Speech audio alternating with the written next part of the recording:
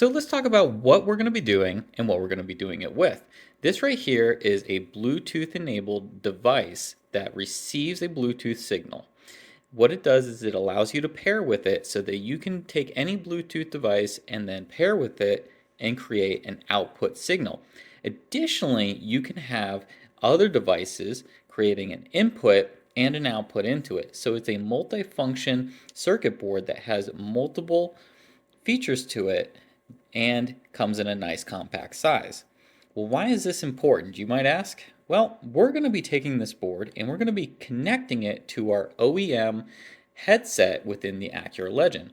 One of the things that I like to do is make sure that we keep that look of an OEM component within the car. So in this case, our headset, and I want to keep the Bose factory unit, but I want to have the ability to connect my phone for Bluetooth audio. And instead of just upgrading the head unit, which would be more modern, I want to keep that look. Now, I also have a CD changer where I can load music into it for a hard media. But when you're on really long road trips, that media runs out after about 6, 7 hours. No matter how much media you put on there, you're always going to run out of audio. And so you're going to have to cycle your CDs. Well, this allows you to broadcast through this device to your headset and continuously have music by Spotify, Amazon Music Prime, a whole slew of other apps. Additionally, you would be able to theoretically connect your phone to this so that you could have the audio of phone calls go through it. Now, I haven't quite figured out how you might be able to connect a microphone to this, but that's not the focus, so to speak, of our project. The focus is being able to enable an OEM headset to receive Bluetooth audio instead of having a CD or cassette. And so this board right here you can pick up off of a website, which I'll put the link down below, for less than $10. Crazy, right? For $10, we can add Bluetooth to our OEM headset.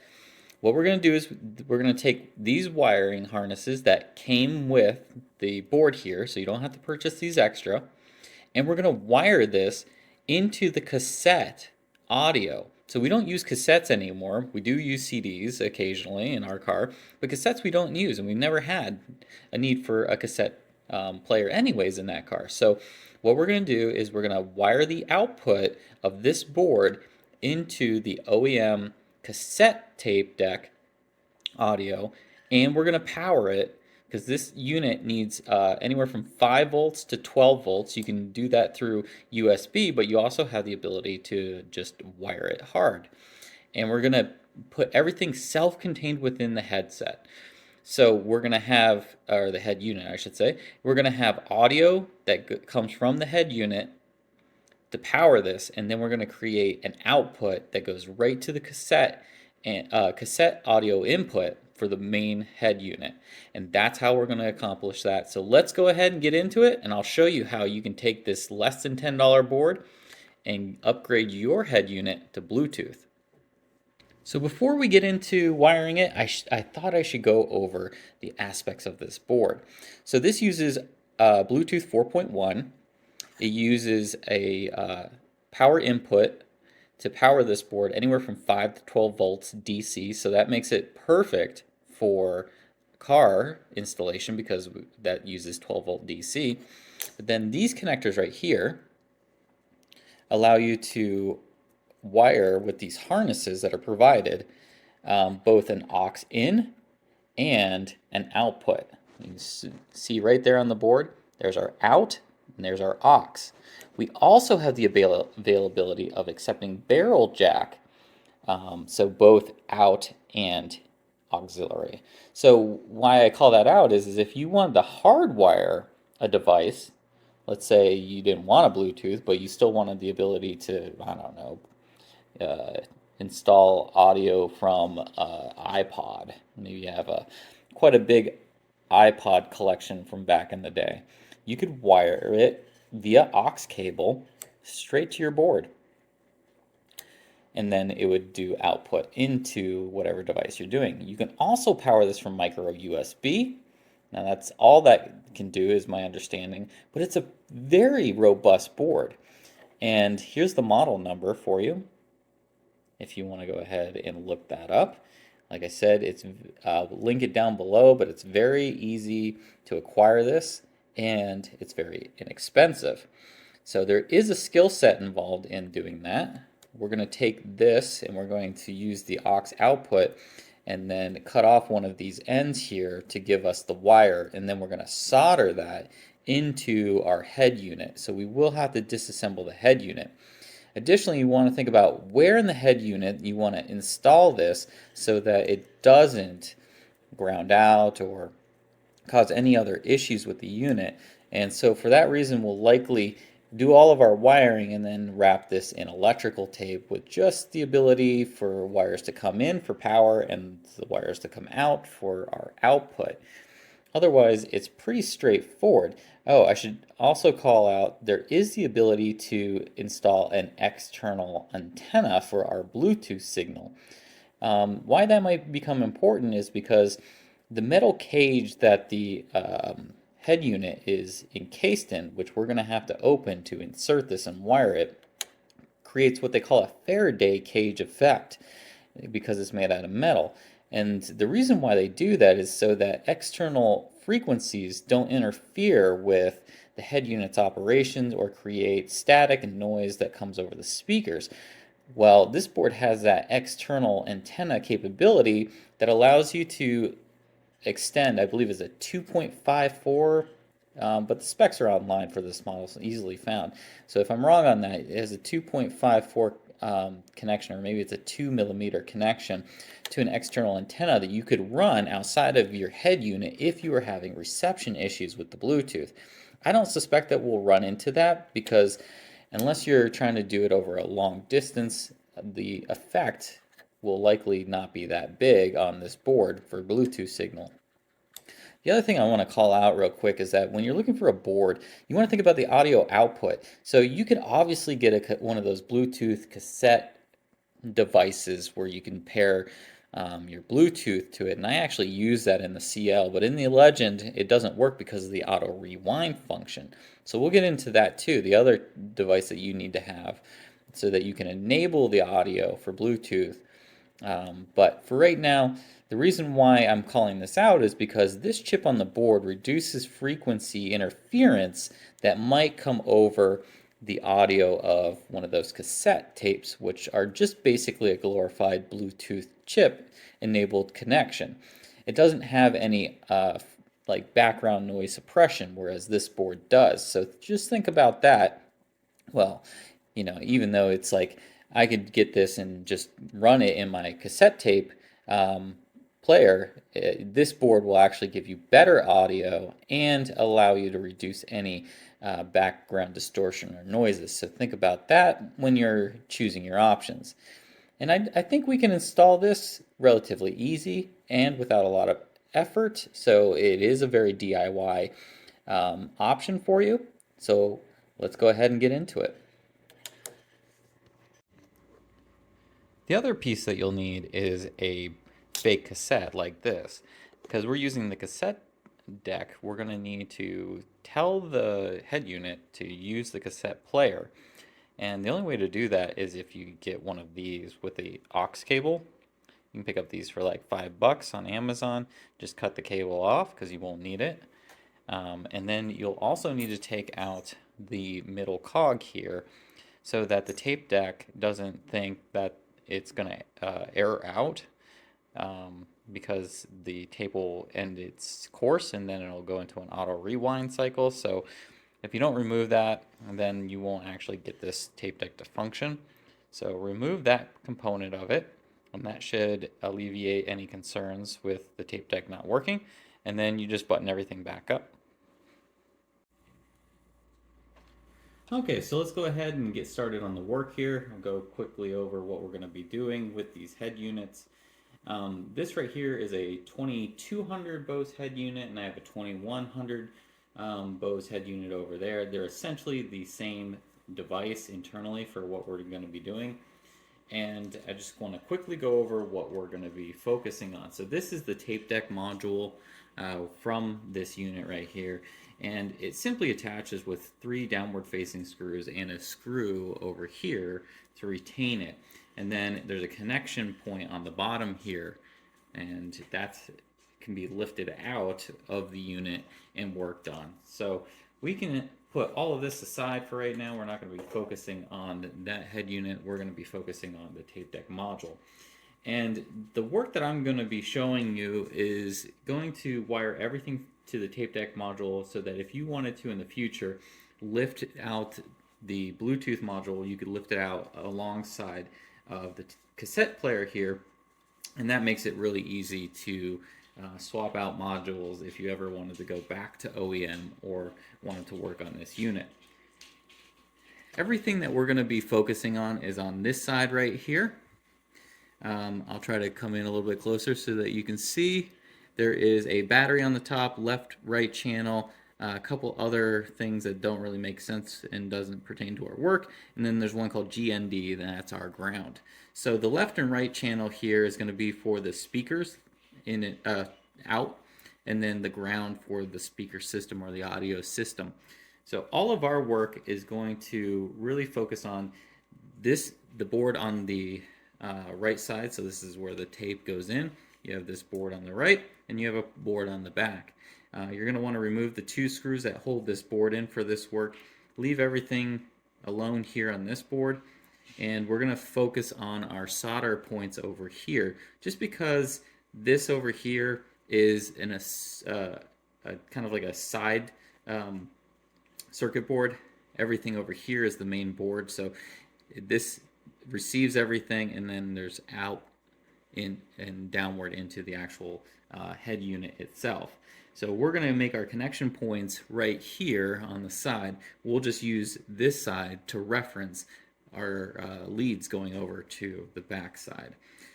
So you want to make sure that you're focused on the right, left, and right channel. So on the Bose unit that we're going to be working on for the Acura Legend, it's the second one down is the left channel, and the third one down is the right channel here. And then it is third from the bottom going up, so 1, 2, 3, that's your ground. And we're going to leave the ground alone. I don't want to mess with any of the stuff that we don't need to focus on. But we will need to take the left and right channel out. So what you'll need to do is pick up a desoldering implement like this. This will suck the solder out of there as we heat it up, and it will allow us to desolder the connection that comes from this board via the ribbon cable. I don't know if that shows up, but there's a ribbon cable right here that connects this board to this board. And we need to remove the left and right channel leads from that ribbon and then solder in our new connections. So what I found was easiest was basically just sever the connections here, because we don't want to mess with any of the other connections. Just take like a knife and you can just cut the connection for the left and right channel at this junction point where it marries to the back board, and then use some really good tweezers, heat up that solder, and you might be able to grab it, but if not, that's where this device comes in. Suck the solder out, pull that lead out with the fragment of it, and then that'll allow you to solder your connection points for your Bluetooth ribbon here, or your harness. So one of the recommendations I would have is cover these with solder, the end points, so that you don't get frays, and that will allow you to make sure you're not bridging any connections, and then it'll make it a little bit easier to solder, because you're gonna need like essentially 3 hands if you don't. What I did here was with the ground, I just heat shrunk it so that we had a little protection. That way when we go to solder in, we're going to solder over this connection, that we don't actually bridge grounds anywhere if there's any power coming to any of these leads. What we're going to do for power and for ground on that is we're going to take this right here and this black one right here, and we're going to solder over the ground and our accessory or ignition line in. So that is where we're going to get our ground for the Bluetooth module, which is right here. And we are going to just basically solder over these connections for simplicity. The ignition one will prevent you from having a constant 12-volt source going to your board, because if you had a constant 12-volt source powering your Bluetooth board, your battery will drain overnight.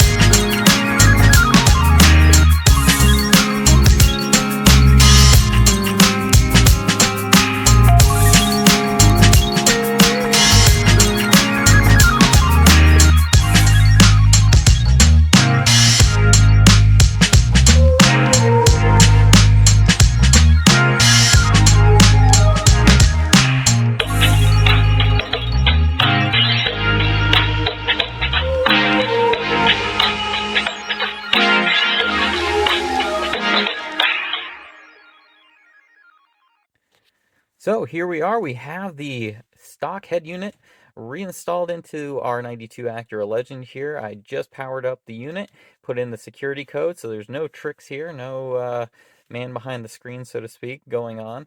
I have the fake tape here, so you can see there's no audio on here. There's even a little output for the aux cable to go.